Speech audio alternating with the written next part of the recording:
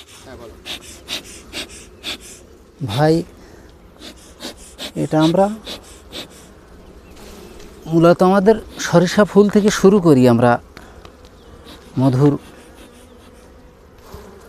সংগ্রহ। এই সংগ্রহের মাধ্যমে আমরা দেশের বিভিন্ন অঞ্চলে আমাদের মধু সংগ্রহের সময় হলে আমরা চলে যাই।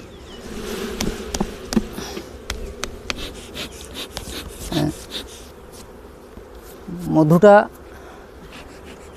এখানে আসি আমরা বেশ কিছুদিন হয়ে যাচ্ছে, আর এই ফুল শেষ হয়ে যাচ্ছে। এই ফুল শেষের মাধ্যমে আমরা ফুল শেষ হতে না হতে আমরা বেরিয়ে যাব এখান থেকে।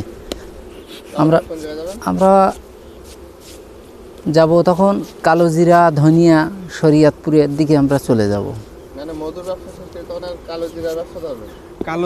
কালোজিরা ফুলের মধু, জি কালো। মধুর উপরে থাকবে। হ্যাঁ 6 মাস আমরা এর থেকে মধু সংগ্রহ হয় 6 মাস, আর 6 মাস যাবৎ মৌমাছি খাদ্য দিয়ে বাঁচায় রাখতে হয়। এই মৌমাছি আবার নিয়ে যাবেন সাথে করে নাকি? হ্যাঁ